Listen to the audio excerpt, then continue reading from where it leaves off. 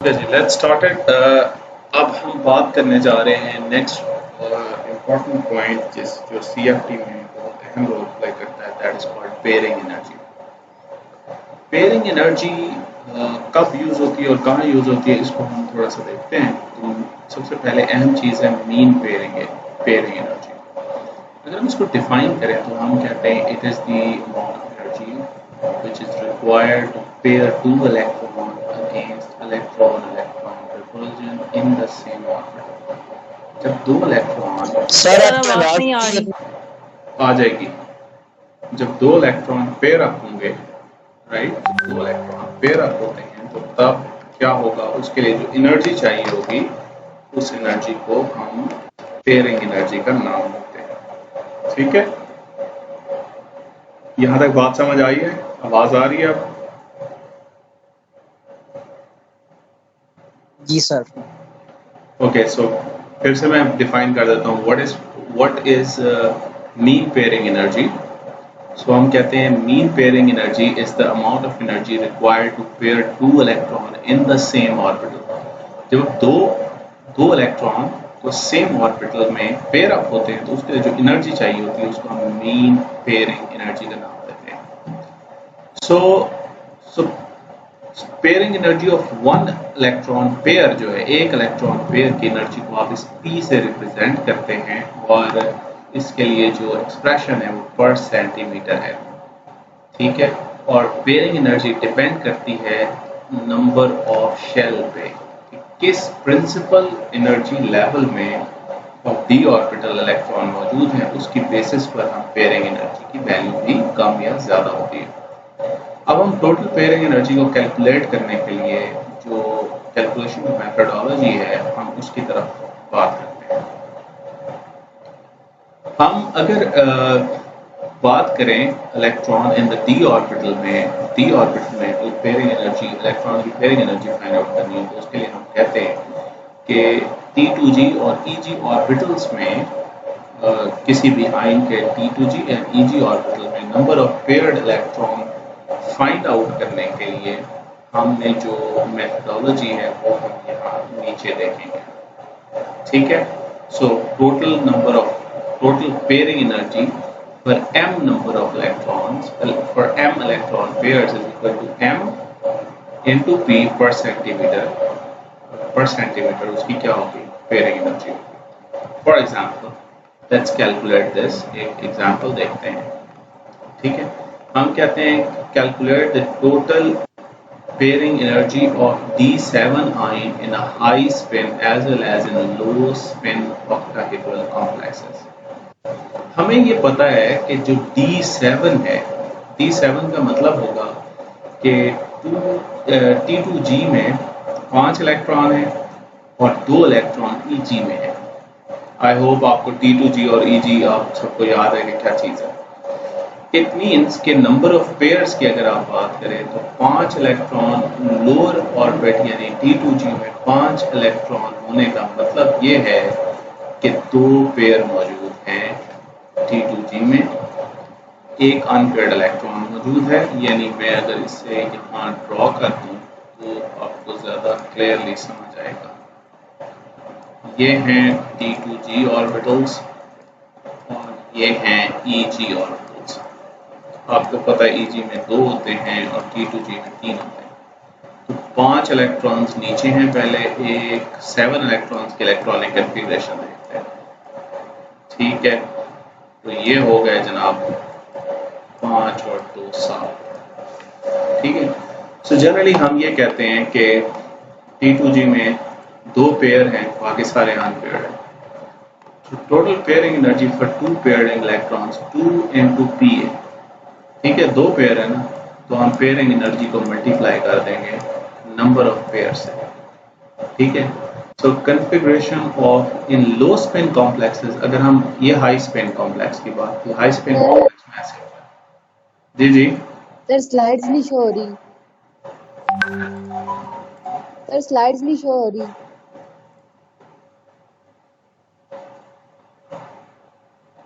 आप हो रही हैं शो? No sir.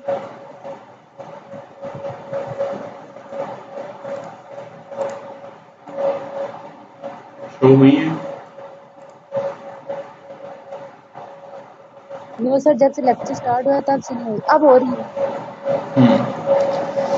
चलें अब आप देखें।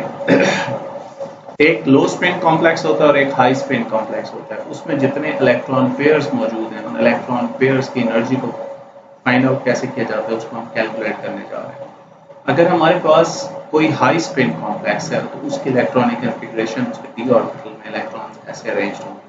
2 पेयर होंगे और 3 अनपेयर्ड स्टेट में होंगे। और जो 2 पेयर होंगे उनकी एनर्जी फाइंड आउट करिए। 2 into p का मतलब है 2, p का मतलब है पेयरिंग एनर्जी ऑफ 1 पेयर, 2 का मतलब उसे आप 2 से मल्टीप्लाई करना। जबकि लो स्पिन स्टेट में या लो स्पिन स्टेट में ऐसा होगा कि यहाँ पर एक इलेक्ट्रॉन आपका 3 पेयर्ड इलेक्ट्रॉन होंगे, यहाँ पेयर होंगे और यहाँ कोई पेयर नहीं है, यानी ये एम्प्टी पड़ा हुआ है।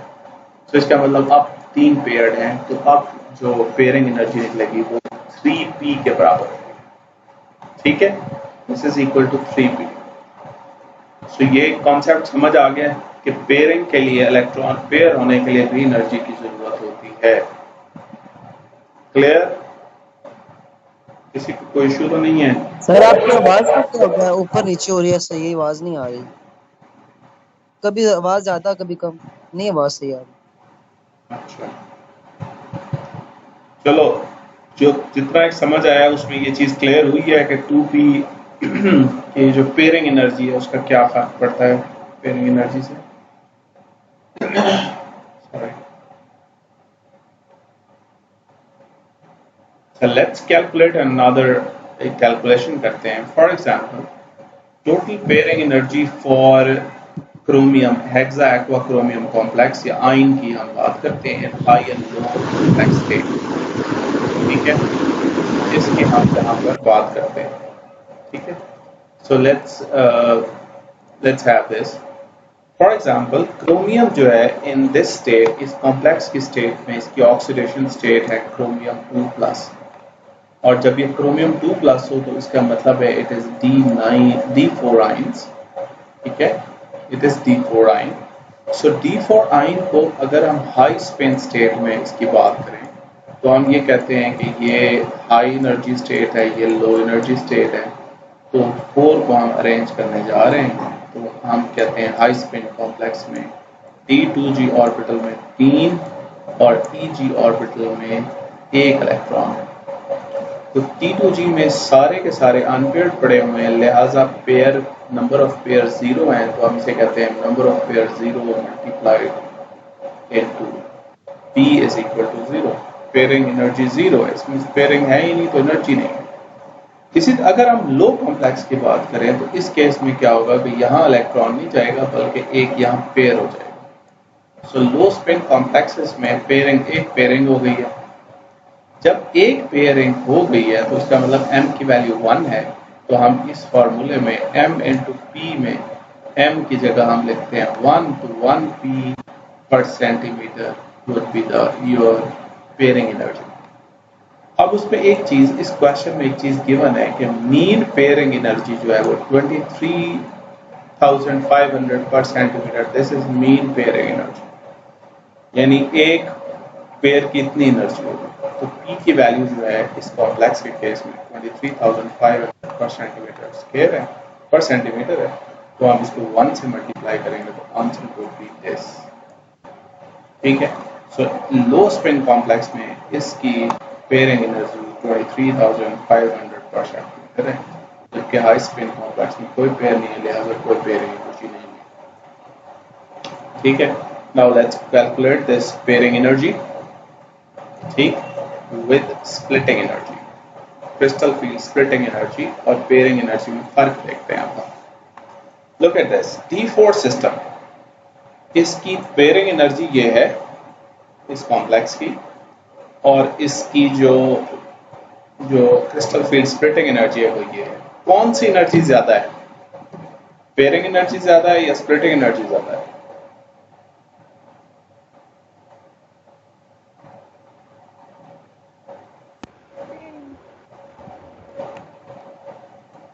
Pairing energy is greater than splitting energy. इसी तरह D4 में दूसरे भी सिस्टम्स हैं, उनमें भी सब में ऐसा ही है।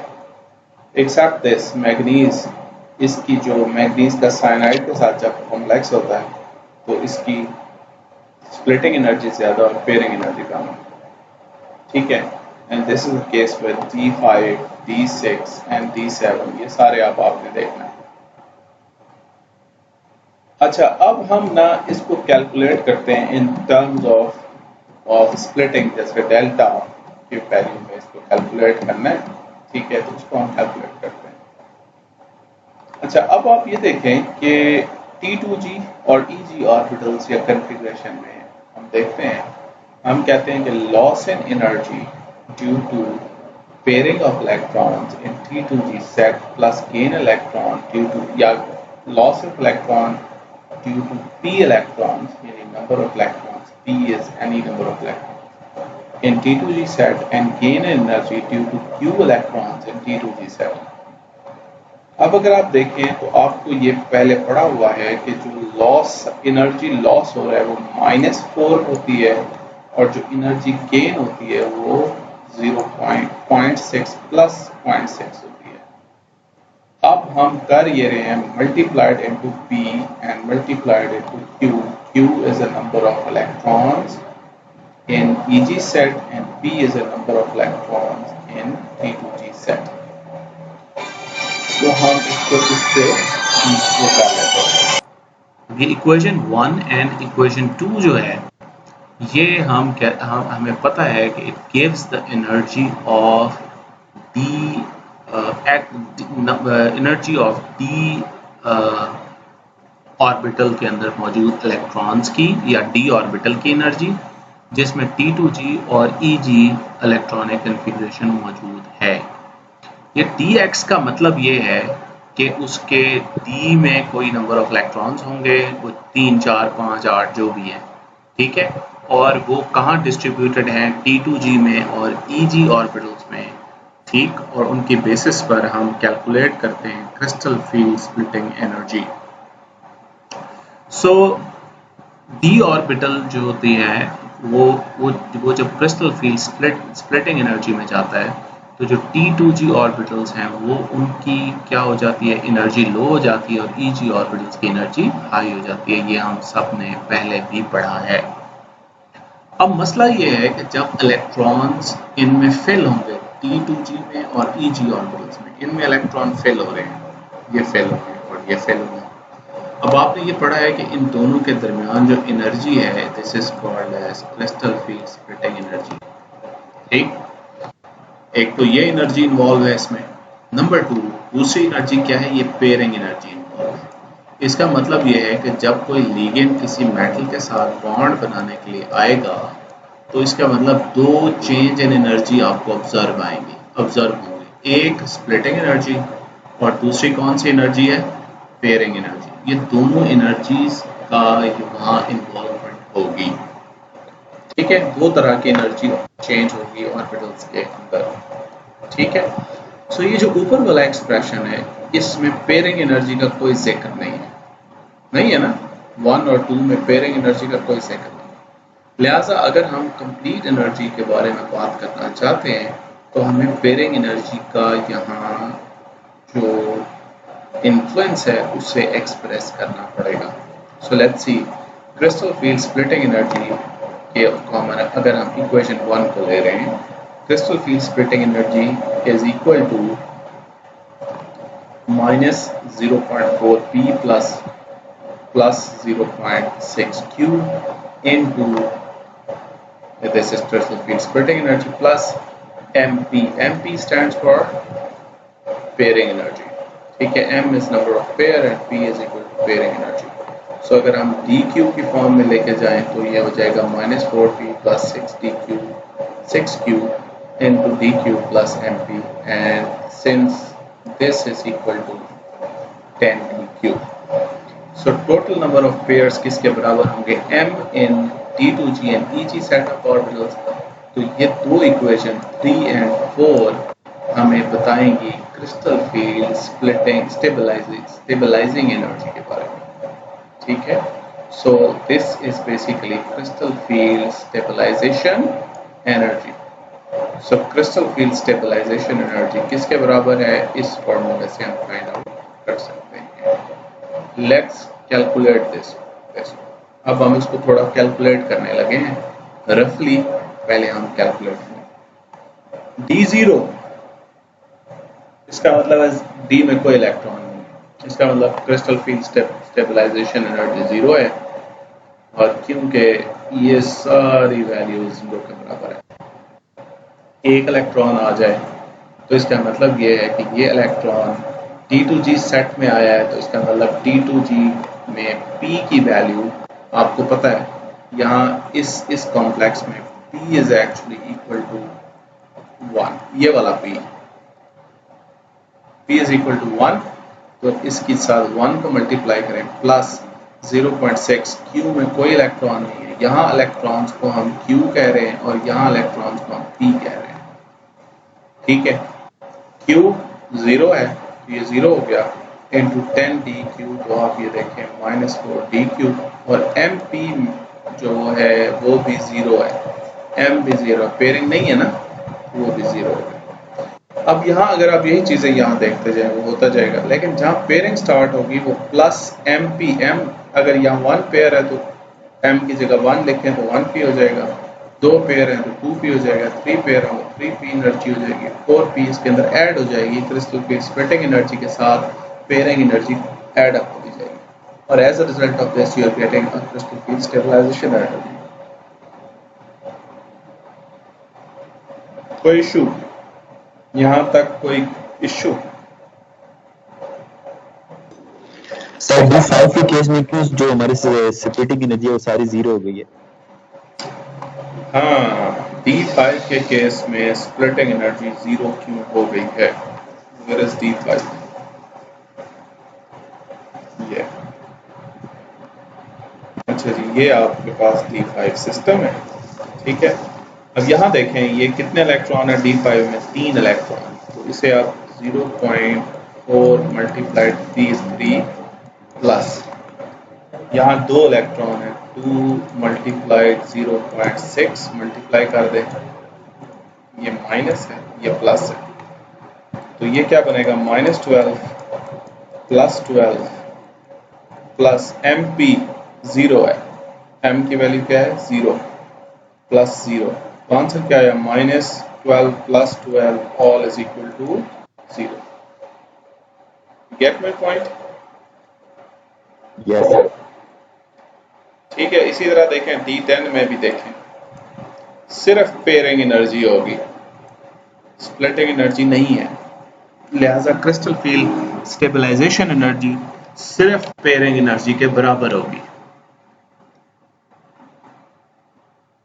ठीक है, ओके?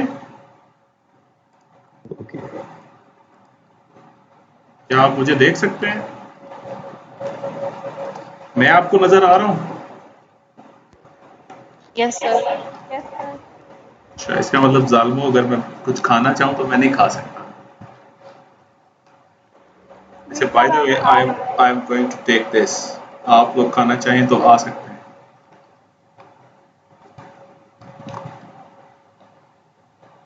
आ सकते हैं लेकिन खाना अपने पैसों से। अरे मौलवी यार सियाना हो गए हैं, अब मेरे ख्याल में मैं नजर नहीं आ रहा हूँ, लेकिन स्क्रीन नजर आ रही है। स्क्रीन नजर आ रही है।